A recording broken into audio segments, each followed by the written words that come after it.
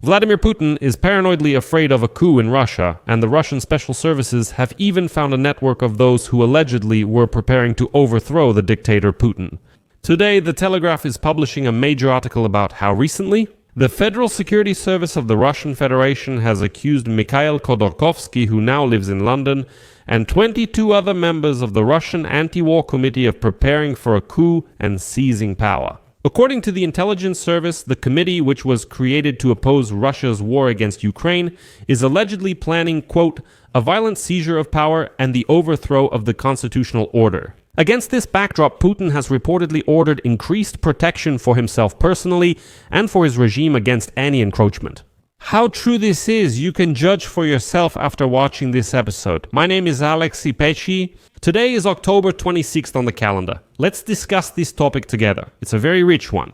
But before we start this episode, I ask you to subscribe to this channel, give it a like, and leave any comment under this episode. Also, subscribe to my Telegram channel, Pechi News. The link to it is in the description of this video. There we publish breaking news as it comes in.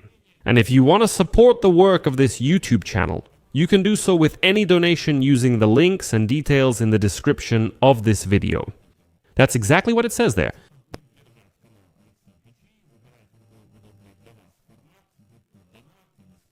So,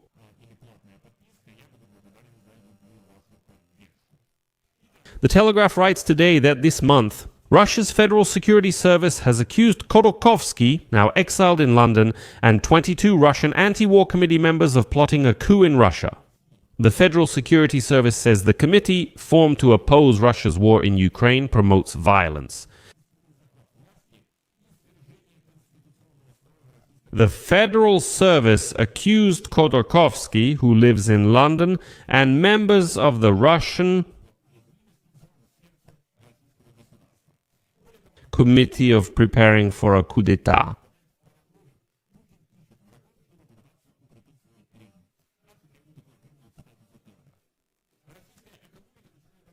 Business is paralyzed by high interest rates, the cost of government borrowing has risen sharply, and Minister of Economy Maxim Reshetnikov warned in June that the country is on the verge of a recession. There are increasing warnings about a potential rise in bad debts, which could trigger a financial crisis. Small pockets of protest are emerging. Earlier this month, hundreds of people gathered in a square in St. Petersburg to sing a banned song calling for the overthrow of Putin. Meanwhile, Ukraine is actively increasing the pace of drone attacks on Russian oil refineries, which is damaging the country's fuel supplies. Donald Trump is increasing pressure, frustrated by the slow progress in ending the war against Ukraine. The United States president announced new sanctions against the two largest Russian oil companies on Wednesday. India and China are the main buyers of Russian oil. At the start of the full-scale war, in response, they reduced their purchases. This threatens to deprive Putin's war machine and the Russian state of crucial oil revenues. For the first time in 3.5 years of war, Russia has really suffered. And as the publication claims, a banking crisis is also looming in Russia. One of the reasons Russia managed to withstand all the difficulties is that the Kremlin pushed banks to lend to defense enterprises. And for that, they were given the green light to lend without the usual creditworthiness checks or reserves to cover possible defaults. That is, all this time, Russians have been financing the war with borrowed funds. It just hasn't been reflected in the state's balance sheet. We're talking about enormous sums of money. And according to the analysis, about 23%, that's almost $200 billion in outstanding corporate loans from Russian banks, are owed by weapons companies. That's equivalent to about 37% of the annual state budget. Next, Sergei Chemezov. Back in October of last year, Sergei Chemezov warned that high interest rates on loans are not beneficial for the sector. And here is his quote: "If we continue to act this way, almost all of our companies will go bankrupt." In July of this year, Bloomberg reported that at least 3 of Russia's largest banks are preparing to seek help from the central bank as their bad loans are piling up. Experts, however, assure that the Kremlin can create an illusion. But they remind us that back in the fall of last year, Nabulina took measures to limit bank lending in order to contain inflation, which reached a peak of 10.3% in March. And on top of that, there are also Ukraine's strikes on oil refineries. Since January of this year, Ukraine has attacked 21 out of 38 of Russia's largest oil refineries. Gasoline supply disruptions have raised prices 40% since the year's start. There are shortages in occupied Crimea, and small gas stations in Siberia have shut down completely. And social networks are simply flooded with videos of huge lines of cars in Russia waiting to refuel.